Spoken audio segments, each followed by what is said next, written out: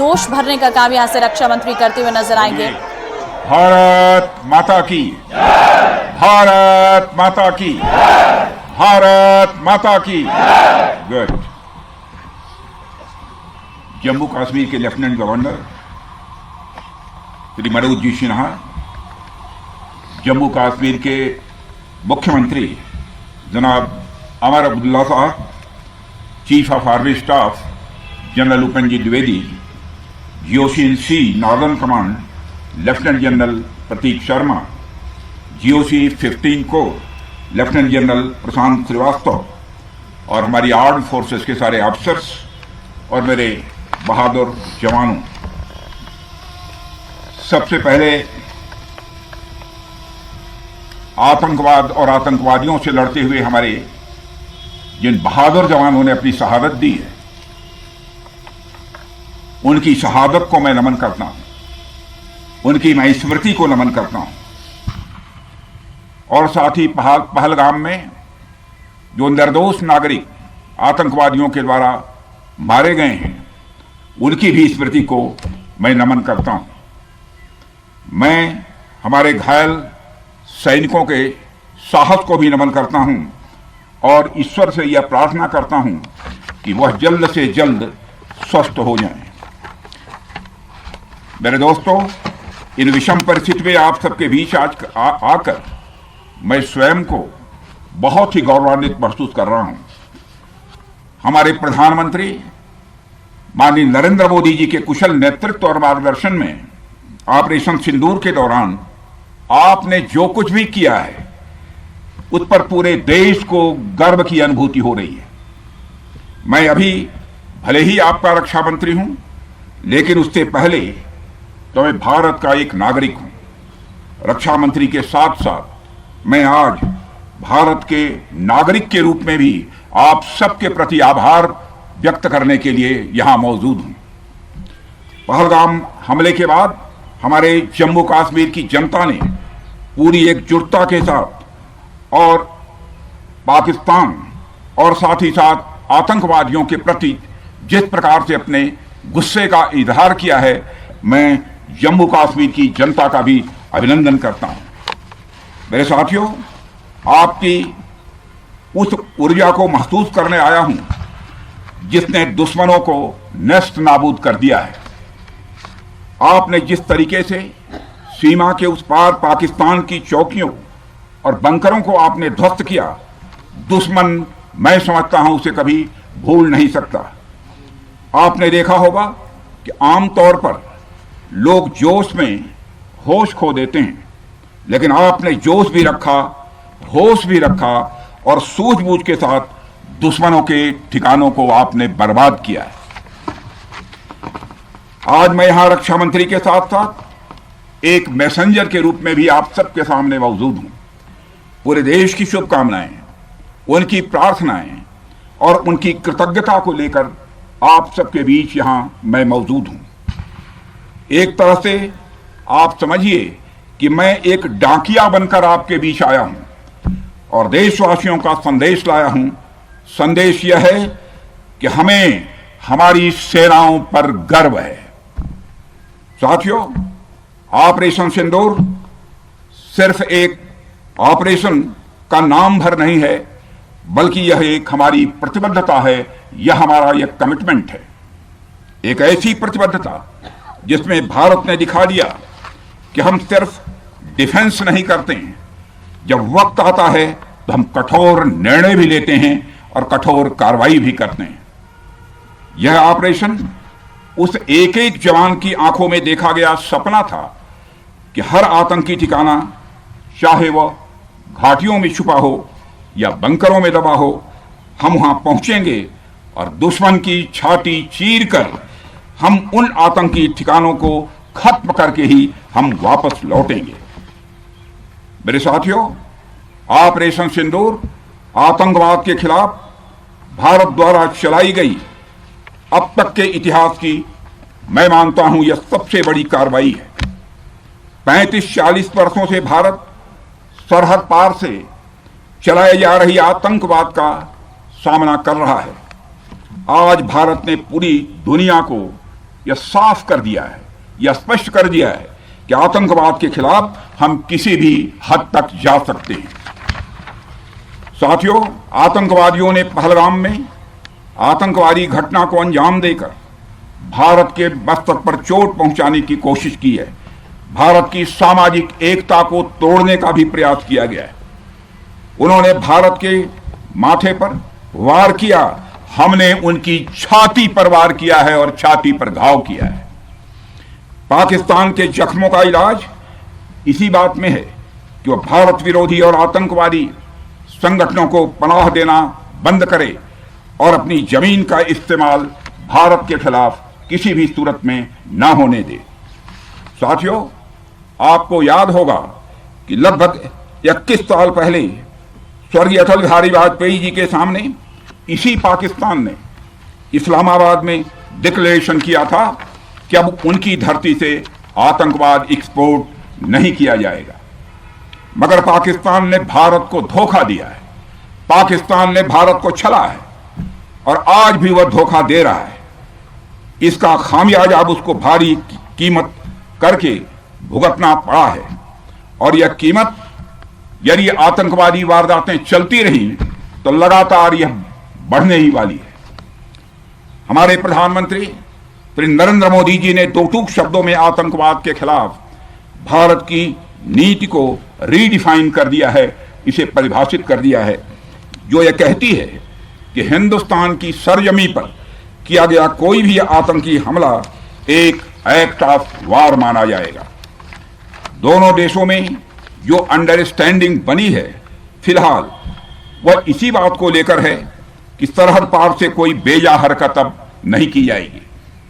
अगर की गई तो बात निकलेगी तो बहुत दूर तक जाएगी।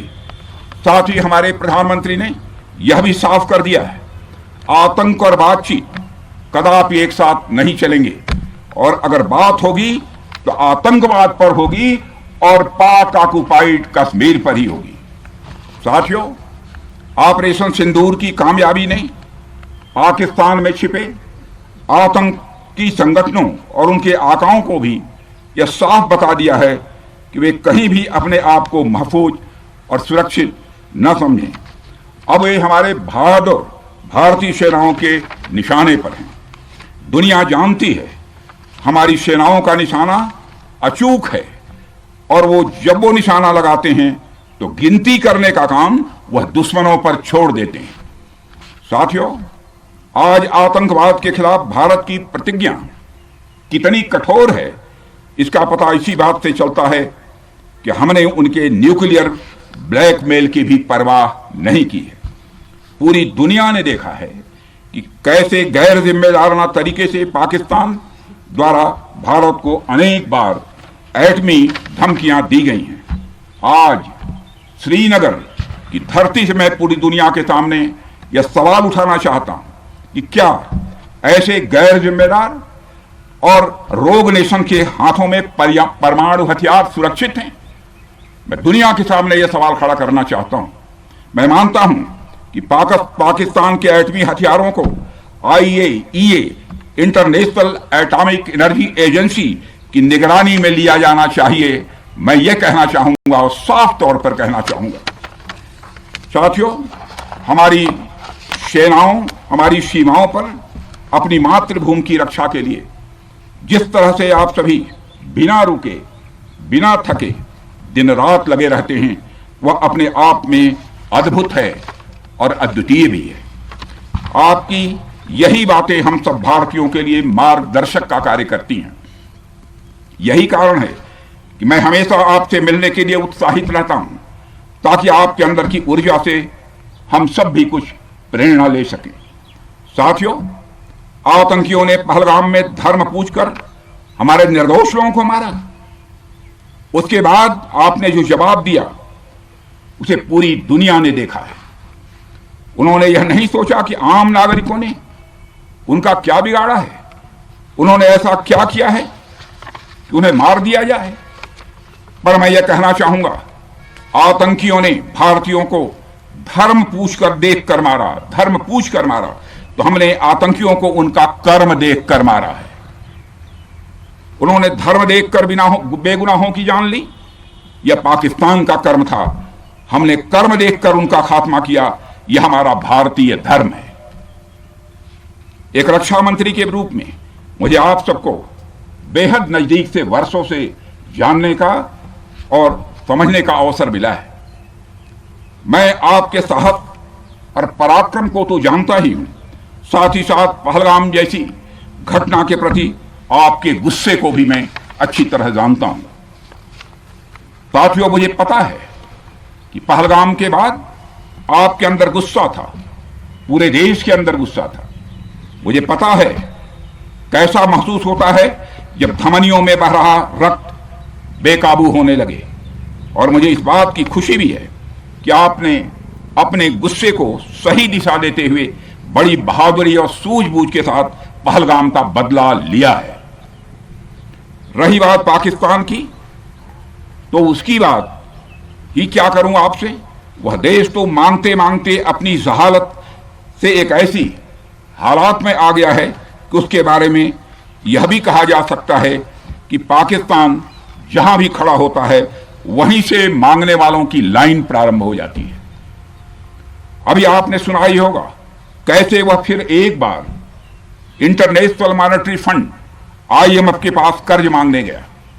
वहीं दूसरी तरफ हमारा देश है कि हम आज उन देशों की श्रेणी में आते हैं जो IMF को फंड देते हैं ताकि IMF गरीब देशों को कर्ज दे सके।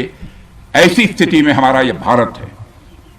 रामचरितमानस में स्वामी तुलसीदास जी ने लिखा है, जहां सुमतितः संपत्ति नाना, जहां कुमतितः विपत्ति निदाना। यानी जहां सुमति होती है, अच्छी नीतियां होती हैं, वहां सुख और समृद्धि होती है, और जहां कुमति होती है, बुरी मति होती है, केवल दूसरों के हित की भावना होती है, वहां तरह तरह की विपत्तियां स्वाभाविक रूप से आती ही हैं। पाकिस्तान जिसका जीता जागता यह उदाहरण है। साथियों, भारत के बारे में पूरी दुनिया यह बात जानती है कि हमने हमेशा शांति को प्राथमिकता दी है। हम आमतौर पर युद्ध के समर्थक कभी नहीं रहे, लेकिन स्थितियां जब इतनी विकट हो जाएं, जब देश की संप्रभुता पर आक्रमण होने लगे, तो जवाब देना यह आवश्यक हो जाता है। राष्ट्रकवि रामधारी सिंह दिनकर जी की पंक्तियां आपके सामने रखना चाहूंगा। रुग्ण होना चाहता कोई नहीं, रुग्ण होना चाहता कोई नहीं, रोग लेकिन आ गया जब पास हो तिक्त औषधि, कड़वी औषधि, तिक्त औषधि के सिवा उपचार क्या, शमित होगा वह नहीं मिष्ठान्न से। यानी कोई बीमारी अगर लग जाए वह मिठाई से दूर नहीं होती है, उसके लिए कड़वी दवा ही काम करती है। इसलिए आतंकवाद जैसे रोग के लिए भी ऑपरेशन सिंदूर जैसी दवा की बड़ी जरूरत हो गई थी। साथियों, पूरे देश में हमारी सेनाओं को और हमारे सैनिकों को एक सम्मान की दृष्टि से देखा जाता है। एक सशक्त राष्ट्र वही होता है जो अपनी सेनाओं को सम्मान के साथ साथ आधुनिक हथियार और साजो सामान भी दे जिसकी उसे जरूरत है। मुझे गर्व है कि आज प्रधानमंत्री जी के नेतृत्व में सरकार हमारी सेनाओं के लिए यह सब सारा काम कर रही है। हमने यह सुनिश्चित किया है कि हमारी सेनाएं हर परिस्थिति के लिए तैयार रहें। और मैं यहां पर army chief general Upendra Dwivedi ji को भी बधाई देना चाहता हूं, क्योंकि बार बार मेरी चर्चा होती रही है और बार बार मैं यह पूछता हूं कि जो भी आवश्यकताएं हैं उन आवश्यकताओं को पूरा करने के लिए हम पूरी तरह से तैयार हैं।